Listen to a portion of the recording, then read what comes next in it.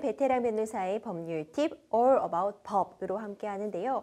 오늘은요, 변호사님과 함께 조정에 대한 이야기 좀 해보려고 해요. 조정 많이들 들어보셨을 것 같은데 특히 임의 조정, 강제 조정 이런 얘기들 많이 하시잖아요. 그런데 이 차이가 뭔지, 조정과 재판은 어떤 점이 다른지 궁금해하시는 분들 많거든요.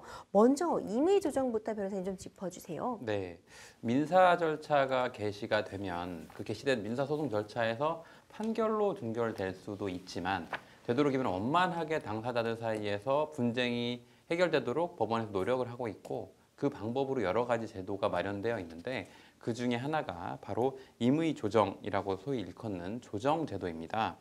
그 조정에는 당사자가 모두 조정 내용에 동의해서 성립하게 될 경우 이를 임의 조정이라고 하고요.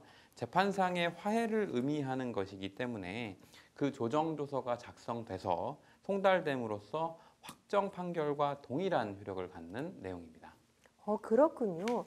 그렇다면은 강제 조정은 말 그대로 강제적으로 내려진 조정, 그러니까 재판부가 직권으로 어떤 조정을 강제로 한다는 의미로 이해하면 될까요? 네, 이름은 그런 의미도 내포되어 있다고 볼 수 있습니다. 앞서 말씀드린 것처럼 임의 조정은 당사자들이 원만하게 직접 합의한 내용에 따라서 결정이 되는 것이고 강제 조정이라는 건 그 중간적인 형태라고 볼 수도 있는데요. 재판부가 직권으로 재판의 진행에 따라서 원피고 간의 화해 조건을 설정을 하고요. 그거에 대해서 그 내용을 양측에게 발송을 하고 양측이 이를 송달받은 날로부터 2주 안에 이의를 제기하지 않을 경우에는 앞서 말씀드렸던 임의조정과 동일하게 확정 판결과 동일한 효력을 갖도록 정하고 있어서 민사조정법에 명시되어 있는 제도입니다. 다만 실무상으로는 재판부에서 이 강제조정이라는 걸 발령을 할 때는 조정을 가름하는 결정이라는 형식으로 원피고 양측에게 발령하게 됩니다. 그렇군요. 앞서 임의 조정은 불복할 수 없다고 했는데요. 그럼 강제 조정은 이의 제기가 가능하다는 건가요? 이의 제기를 하면 그 후의 절차는 어떻게 되는지도 좀 설명해 주시죠. 네, 맞습니다.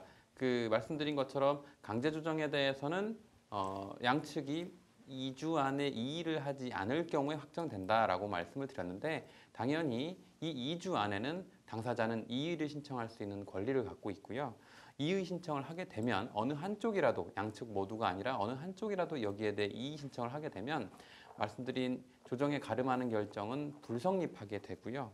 따라서 이 경우 다시 재판이 계속되고 그 절차상으로 다시 민사소송 절차가 이루어져서 확정 판결이 이루어지든지 후속적인 별도의 절차가 진행이 되고요. 다만 혹시라도 2주 안에 내가 이의를 하려고 했는데 그 기간을 지났다라는 이유로 다시 이의할 수 있는 기회가 부여되지 않고요. 14일이 경과하게 되면 앞서 말씀드린 것처럼 양측 모두가 송달받은 날로부터 2주 내 이의하지 않았으므로 확정 판결과 동일한 효력을 부여하게 됩니다. 그렇군요. 변호사님, 그런데 이제 조정도 있지만 화해 권고 결정이라는 것도 있잖아요. 이건 또 조정과는 어떤 점이 다를까요? 네.